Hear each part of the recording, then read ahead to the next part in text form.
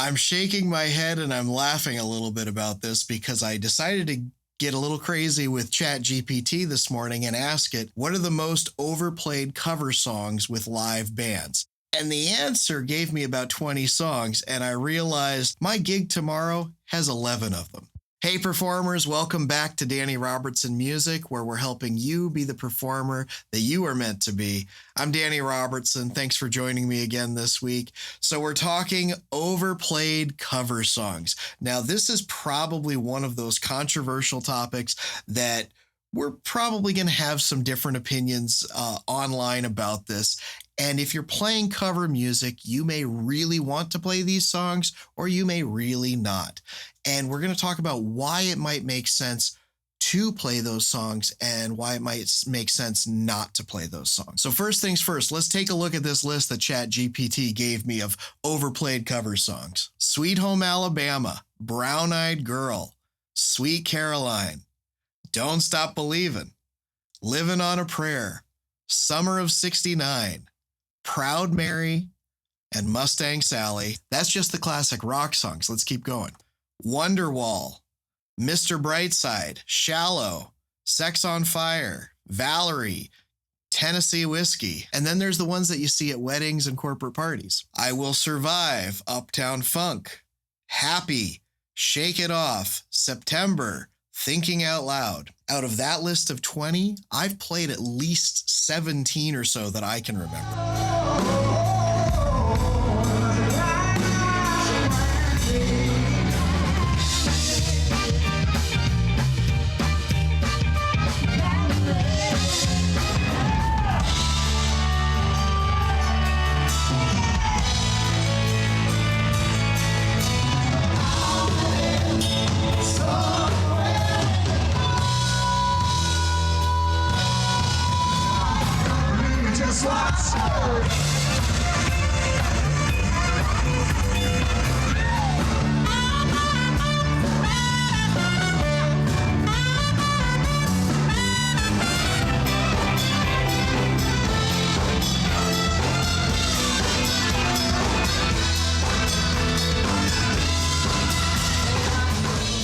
Because it's like you think those are the songs that everybody plays, so why would you want to play them?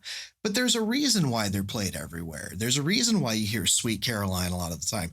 Don't Stop Believin' gets played by a lot of bands. Tennessee Whiskey gets played by a lot of groups. And the answer is they're played a lot because they work for live bands. They are crowd engagers. They are sing-along songs. They are the ones where the crowd will get involved in your show. So that's a good thing. But the question is should you be playing them with your live show? Does it make sense to have them in your performance? So here are some reasons why you might want to have these songs in your live show. First one is audience recognition. Audience recognition usually means engagement of the crowd. Your crowd will know these songs. They will know the words to a lot of these songs, and they'll be able to sing along. They'll dance. They'll have a fun time being a part of the show because you're playing that song.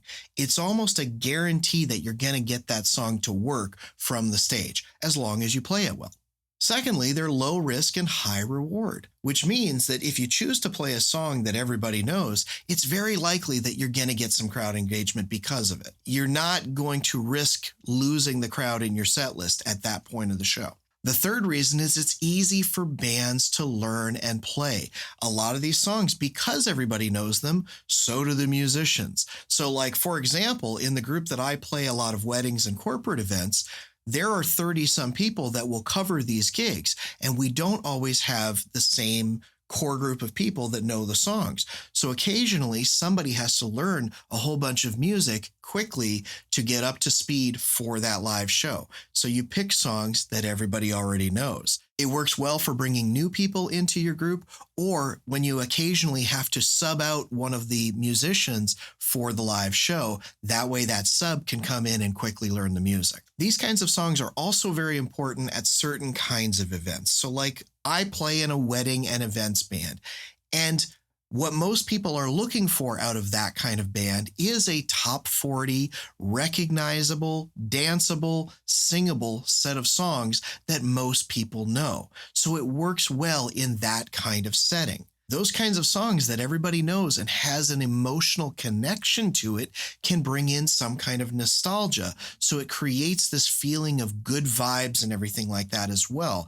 And that's what you want from your audience while they're participating in your live show. It's a powerful thing to be able to tap into the emotions of your audience members so that they can feel an emotional connection to you and your performance.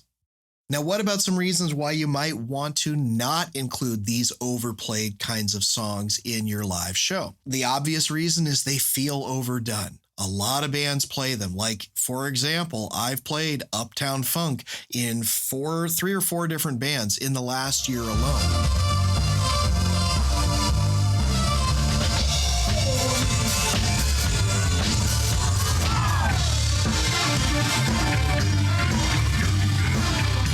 All play it slightly differently, but the core of the song is kind of the same. So yes, it works at most every show, but are you really differentiating yourself from anybody else at that point? So using songs like that, you might not be representing your own style. And by doing that, you're risking the comparison factor. So like, for example, if you play at a bar where a lot of live bands play at, if every band is playing Uptown Funk, people are going to come to see the band that plays it the best. So if you're not the band that's playing it the best, you might not get as big of a crowd. Then you got to think about some things like burnout with your own band members. I can't tell you how many times I've played Brown Eyed Girl, but it's the same freaking song every time, and it gets old to play certain songs. Every cover song you play is taking up one little slot in your set list, and you really do need to think about whether or not that song is best suited for that spot in that set list. Or could your band or performing group be served better by putting something else in there? So as you make your set lists and you start to plan out your shows and what cover songs you're going to fit into your show, here are some things that you might want to consider before including these songs in your set list. Who is your audience? Are you playing at a bar? Are you playing at a coffee shop? Who's going to be listening to you?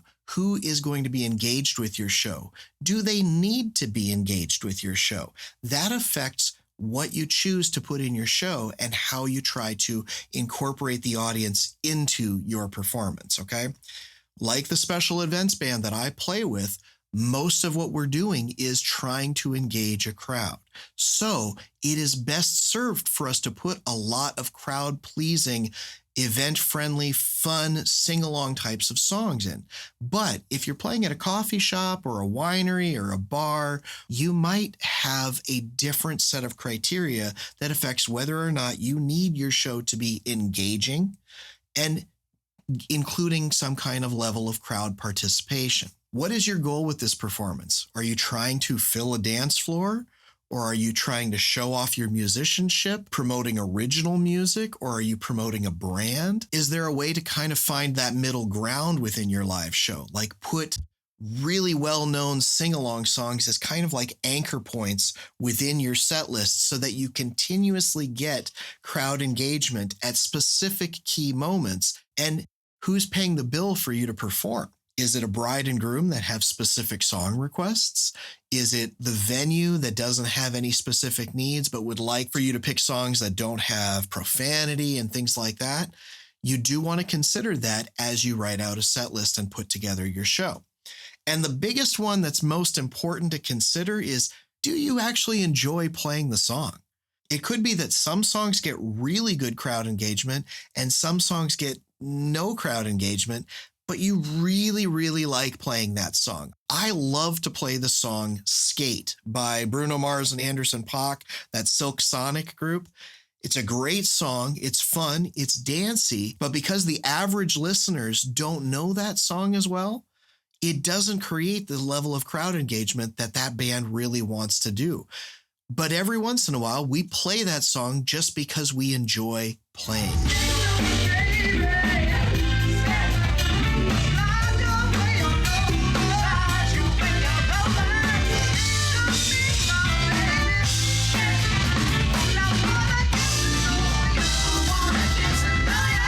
Energy that you exude from playing a song that you enjoy is actually still contagious to the audience. So if you're having fun on stage, your audience is going to see that and respond to that a little bit. So play the songs that you enjoy playing.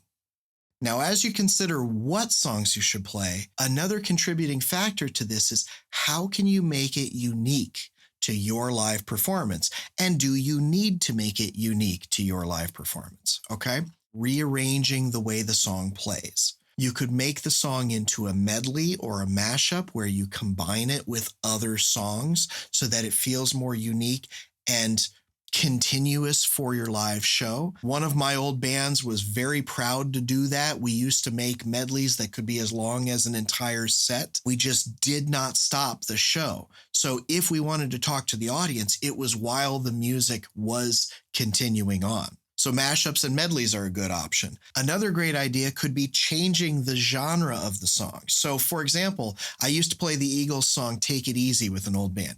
And when we started playing it, we played it regularly, like the record, for a while.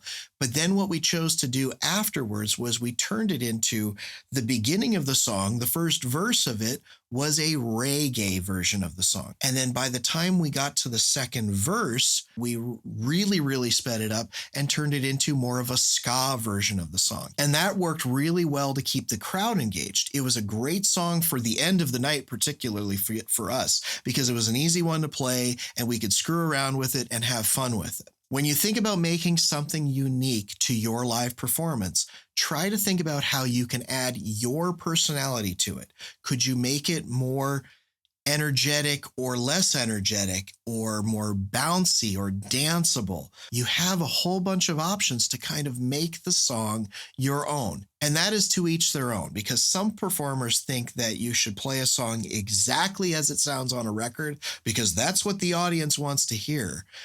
And then some performers think make it your own because you want to sound like a unique individual or a unique band. And really, the audience doesn't care too much either way. As long as the music sounds good, you're going to have fun with that. So try to think about how you can add your personality to each and every song, whether it's your own original or somebody's cover song.